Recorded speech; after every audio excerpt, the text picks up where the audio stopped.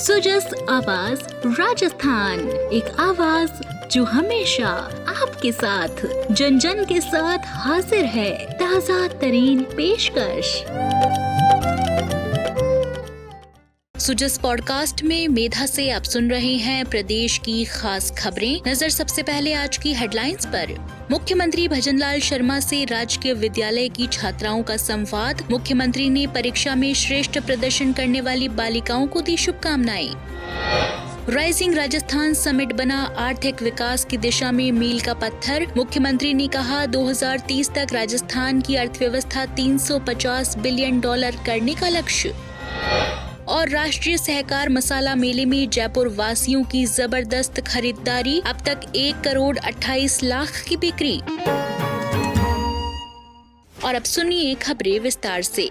मुख्यमंत्री भजनलाल शर्मा से मंगलवार को उदयपुर ग्रामीण क्षेत्र के सरकारी स्कूल में पढ़ने वाली प्रतिभावान छात्राओं ने उनके कार्यालय में मुलाकात की। वे सभी छात्राएं 10वीं और 12वीं की परीक्षाओं में बेहतरीन अंक लाने वाली थीं। मुख्यमंत्री ने सभी बेटियों से प्यार से बातचीत की और उन्हें बधाई और उनके उज्जवल भविष्य की शुभकामनाएं दी। मुख्यमंत्री ने कहा कि बेटियां हमारा गर्व हैं और सरकार उनकी शिक्षा, आत्मनिर्भरता और तरक्की के लिए पूरी तरह से काम कर रही है। इस मौके पर उदयपुर ग्रामीण के विधायक फूल सिंह मीणा भी मौजूद थे। उन्होंने मुख्यमंत्री को बताया कि किस तरह गांव की ये बेटियां कठिन हालातों के बावजूद मेहनत करके सफल हुईं। उन्होंने सभी छात्राओं का हौसला बढ़ाया।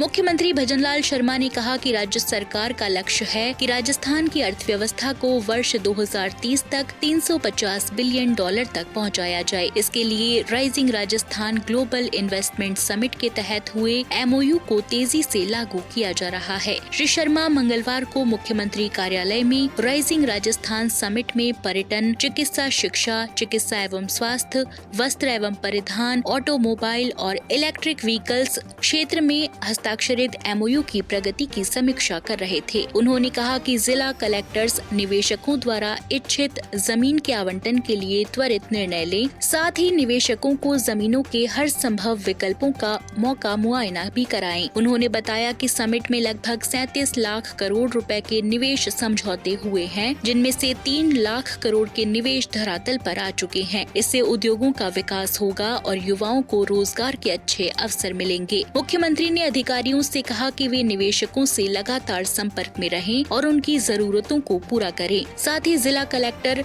निवेश के लिए जमीन जल्दी आवंटित करें और निवेशकों को जमीन के कई विकल्प भी दिखाएं। मुख्यमंत्री ने कहा कि निवेश से जुड़े सभी विभाग आपसी तालमेल से काम करें। इसके लिए उन्होंने नोडल अधिकारियों की नियुक्ति के निर्देश दिए, जो समय समय पर प्रगति की समीक्षा करेंगे। राज्य में हाल ही में लागू की गई नई पर्यटन नीति से पर्यटन को बढ़ावा मिलेगा। मुख्यमंत्री ने बताया कि राजस्थान अब इको, ग्रामीण, हेरिटेज, एडवेंचर और धार्मिक पर्यटन में तेजी से आगे बढ़ रहा है। इससे रोजगार के अवसर भी बढ़ेंगे। मुख्यमंत्री ने कहा कि गांवों और कस्बों तक बेहतर स्वास्थ्य सेवाएं पहुंचाना सरकार की प्राथमिकता है। साथ ही मेडिकल कॉलेज और अस्पतालों के नए प्रोजेक्ट से युवाओं को मेडिकल क्षेत्र में करियर के अच्छे अवसर भी मिलेंगे। सरकार निवेशकों की समस्याओं को सिंगल विंडो सिस्टम से हल कर रही है। आपको बता दें कि इस बैठक में मुख्य सचिव सुधांश पंत, अन्य वरिष्ठ अधिकारी, निवेशक और विभिन्न जिलों के कलेक्टर वीडियो कॉन्फ्रेंसिंग के माध्यम से शामिल हुए।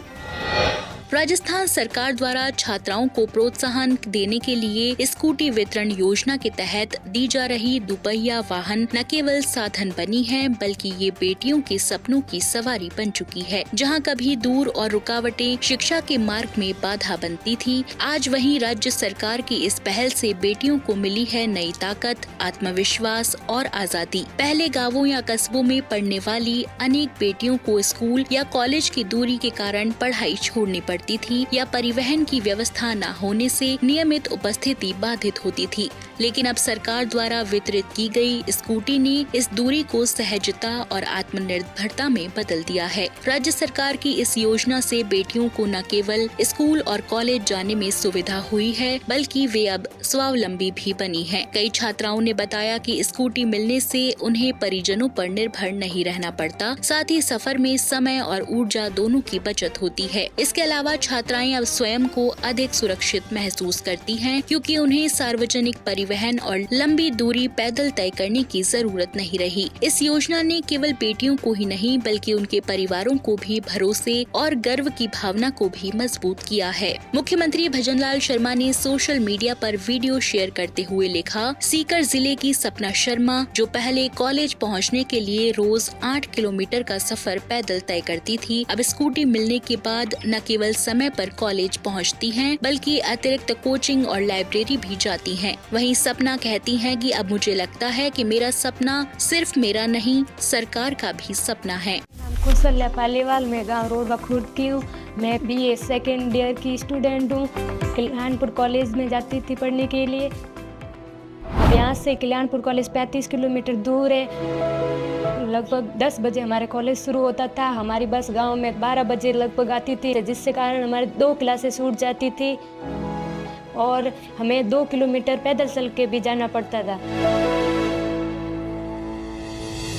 मुझे कालीबाई भील मेघावी छात्र स्कूटी योजना के तहत स्कूटी माननीय श्रीमान मुख्यमंत्री जी ने प्रदान की है।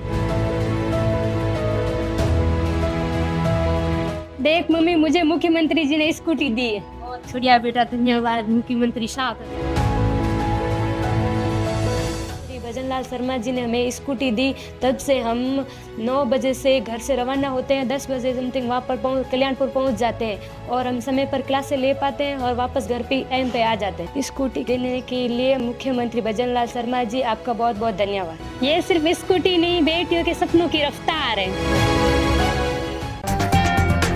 आप सुन रहे हैं सुजस आवाज राजस्थान।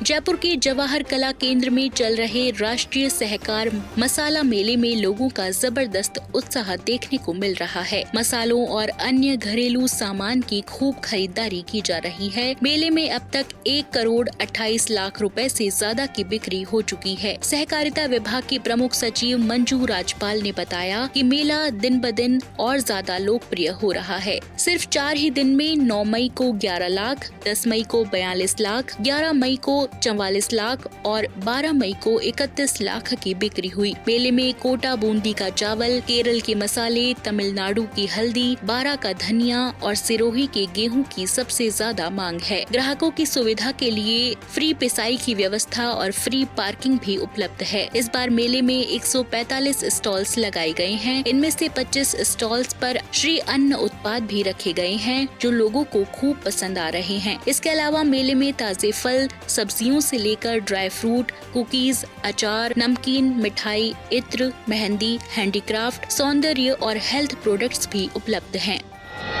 वहीं शिक्षा मंत्री मदन दिलावर ने संस्कृत विभाग की समीक्षा बैठक की। इस बैठक में उन्होंने विभाग के अधिकारियों को कई अहम निर्देश दिए। शिक्षा मंत्री ने कहा कि सभी अधिकारी हर महीने कम से कम 4 दिन गांवों की ग्राम पंचायतों में रुकें, ताकि वहां की शिक्षा व्यवस्था को नजदीक से समझा जा सके। साथ ही हर 15 दिन में फील्ड विजिट कर फीडबैक लेने के भी निर्देश दिए। उन्होंने राइजिंग राजस्थान समिट के दौरान हुए शिक्षा विभाग से जुड़े MOU की प्रगति की समीक्षा करते हुए जल्द लागू करने के निर्देश दिए।